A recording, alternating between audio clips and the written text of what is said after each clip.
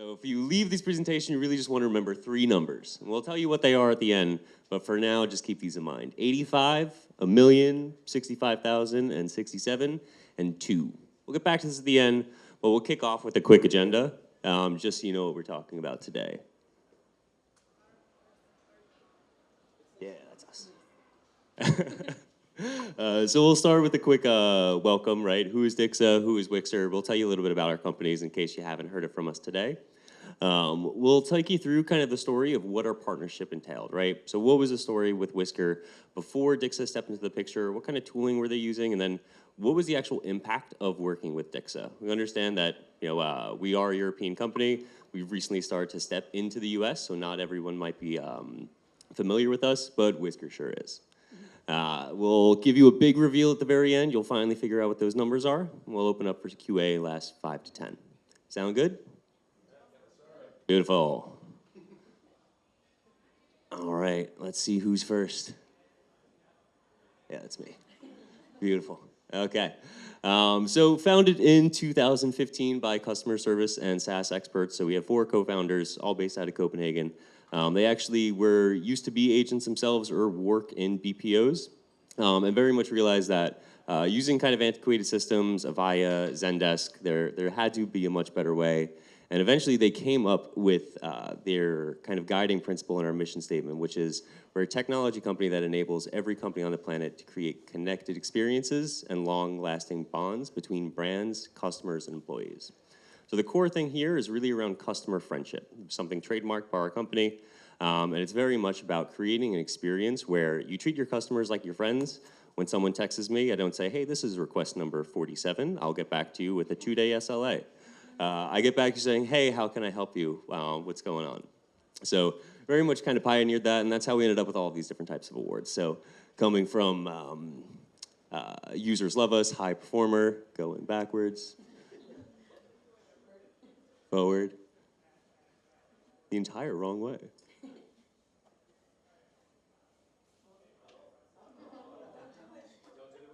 Oh no, oh no. Are we still going back? We will be okay. Yeah. This is what happens in the tech space, but we are professionals and we can handle this. And just in case you're wondering, you'll have to forgive me. I am recovering from having absolutely no voice at all this morning. The team did a phenomenal job. Thank you to my Horatio partners for stuffing me with as much tea as they possibly could to ensure that I could speak today. They attempted to get me to stop talking, but even the best have tried, and that doesn't necessarily work. I'm Christina from Whisker, in case you guys are wondering. Who's familiar with the little robot? Anybody? Oh, look at that. Do you guys have cats, or are you just familiar with the robot? Who has the little robot and has a cat? Right, Rania, you don't count. That doesn't count. No, it is a really, really great invention that Brad Baxter, our founder, took, I think it was 25 years ago now. He is an engineer by nature and inherited a couple of cats. And guess what? He didn't want to do any scooping. So as an engineer would, he developed a product over many years that we now know affectionately as the little robot. So we'll learn a little bit more about that as we move forward. I want to understand specifically how it kind of impacted you, your team, or the business as a whole. Like, did you see like massive improvements on like day one, or what was the first thing that kind of popped out to you when you started onboarding? I wouldn't say it was day one. Day one was a little hectic because change is hard for anyone, even in the best circumstances. I would say that after a good 30 days of utilizing the system, we started to see really great efficiencies when it came to, well, I would say that we started to be able to see, first of all. So there was visibility, there was transparency to what our agents were actually doing. There was quicker response times to our customers because we could see where we needed to reallocate resources based on the queues that they were assigned in. And so I would say that immediately we started to see things like average handle time reduce because we could also look at the customer's journey on the side, and we could see that, oh, wow, so Sally called us, but she also has 2 open emails. So let's go close out those emails if they are in the same topic that Sally's calling us about today. So we started to see easier efficiencies, some optimizations in that space. The other thing that we started to do is really develop with the system in order to bring in our in-house platforms. And so now everything was really sitting on one screen for our agents. And they had the ability to kind of look not only at what the customer has done with us, but they also had, or what they were currently doing with us, but then they also had the ability to kind of put their notes and everything all in one screen. So it was much easier for them. Yeah, definitely sounds like it. I think One Screen Wonder, we might have trademarked that one along with customer happiness. Yes. Yes. I'm very interested in what how the customer was impacted, right? Like you can you'll see immediate efficiency gains from the team side and on the business side, but how did your customers start to react? Did they notice any difference, or do you feel like it started where they were able to feel it? Yeah, I think our customers started to see it because we could answer them a little bit more cohesively. So we could speak to them and let them know, oh, hi, Sally, I see that you called us yesterday, or that you just sent in an email last night. Is this regarding the same topic? Let me work through that with you. So I really think it was a very interesting situation for our customers at that point because they were getting responded to quicker. Again, you're answering your customers quicker, but also have the visibility to what they need very at right in front of you. I think it was just a better experience for the customer than they had been receiving over the last 12 months. So yeah, I think that was a good thing for us. I know we started to see much more improved reviews, which was nice. Beautiful, love that. Were there outside of kind of having it all in one screen, the agent experience, were there other kind of features or functionalities that became really valuable to your team? And that could be from the admin perspective or the agent. Yeah, I think our leadership team enjoyed the reporting. So the analytics is very easy to use. I think for us and at that moment, our training team of 1 really enjoyed the ease of the onboarding process because our products are technical, and then also having to train them on multiple platforms was difficult. So now just having to train them on the one platform where they were going to answer their call, their chat, their email, their support articles was it was a great level up in terms of just the agent experience. And I think we reduced, if I'm not mistaken, I think we shaved, our original training was 6 weeks, and we shaved 2 weeks off of that because we were able to onboard a much easier platform for them. I like to refer to it as the Facebook-like system versus, an Android platform. Apple versus Android. I know. It's not about that. I'm just saying that's what it is. So it sounds like the learning curve and the training experience was really just kind of really streamlined for you. And whenever someone hops back on or starts at Whisker and is getting trained on Dixa, even though it's new to them because they were not in that many U.S. companies, it sounds like it's really simple for them to get on board, right? It is. I think it's a simple process. There's always going to be everybody learns a little bit differently, but I'd say the majority of our onboarded agents, they like going through the help articles if they find something new. I think what they really enjoy too is the ability to provide feedback on the platform, which has allowed us to reach out to our Dixa partners and let them know all the wonderful things that we need. We definitely know about those. We have a tab. But we talked a little bit earlier about growth and how much Whisker has changed these past couple of years. The litter robot 2, 3, 4. And I'm quite sure after this talk I'm going to buy the 4th one. But do you feel like, as a company's grown and your mission might have changed, has Dixa really aligned with your customer experience goals or your vision of where you want to go? So I think I think it's a kind of a 2-part answer, right? I think when we first joined with Dixa, it fit our business goals immediately, right? We had a specific set of goals that we were trying to achieve. We had a vision in the space that we were in, and it aligned great. And so we were able to move towards that and achieve those goals. And every year as a business, we look back and we say, what is it that we need to achieve? Where's that bar set? We have to raise the bar. So that means our platform has to have the ability to move forward with us.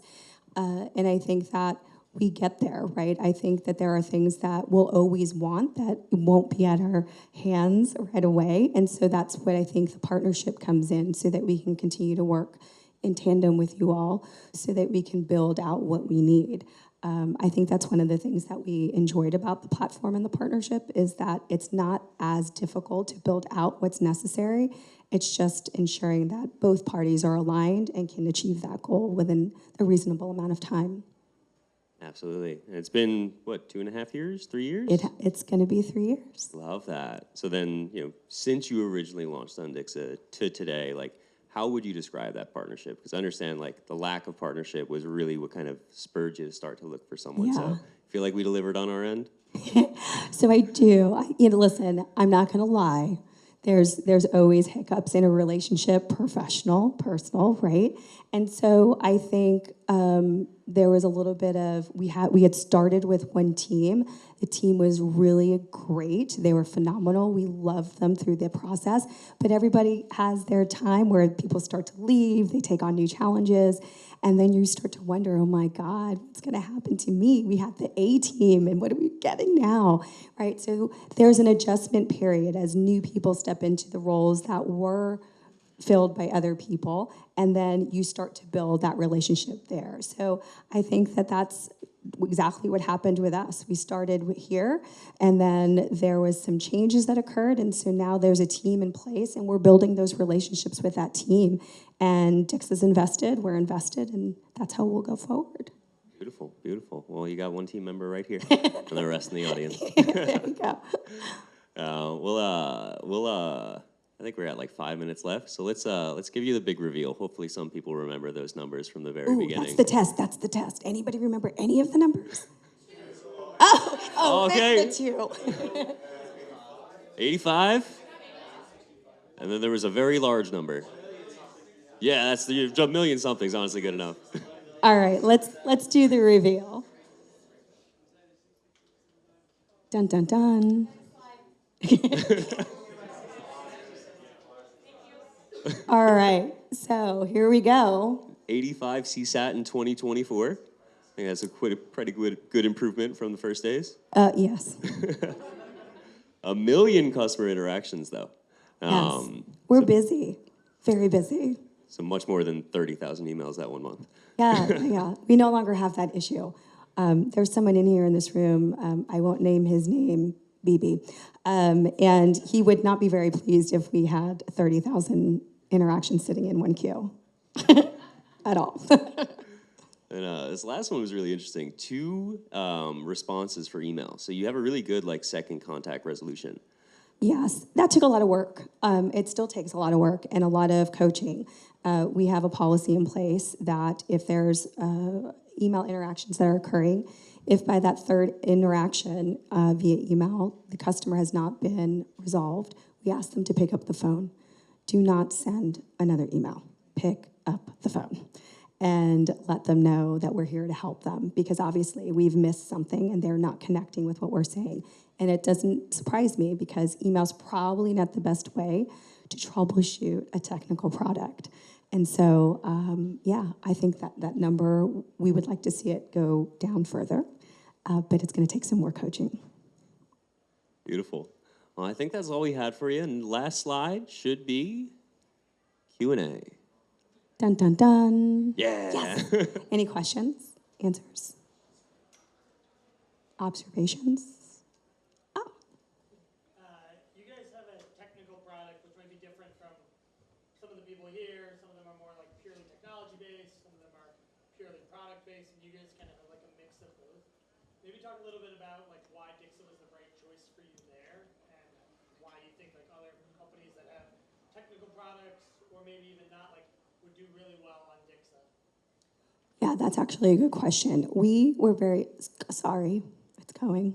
I may have to toss this mic at one point. No, so I would say that was one of the biggest parts of this is with this platform, we wanted it to be easier to use because it's a technical product. We don't get the calls about, I think less than 2% of our calls are Wizmo calls, right? Where's my order? They're not calling us to ask us the color of the robot. They're asking us to help troubleshoot a product. And so we wanted to make sure that there was the ability to customize some of the tags associated with a technological product. We've touched on that previously earlier today, right? The importance of getting back a full cycle feedback, or a full feedback cycle to our engineering partners and having visibility to what those analytics look like. And then also just the onboarding, the product itself is so difficult for our specialists to learn all of the intricacies of it. So we wanted to make sure that the product that they were working out of was easier. And that's what allowed us to push forward with this. The analytics have improved over the years. There's always an adaptation to the analytics, which is really nice. And so we're able to see those tags. We're able to build a taxonomy from what the information that we have.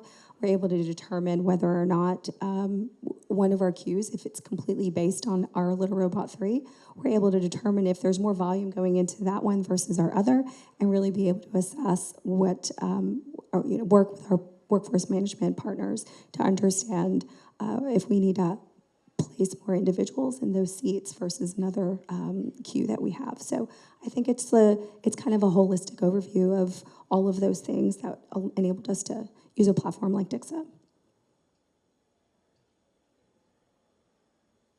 Anything else? Awesome. We got time for one more. Maybe for Dixa, because my voice is almost gone. Don't let him off the hook, guys. Shameful. Shameful.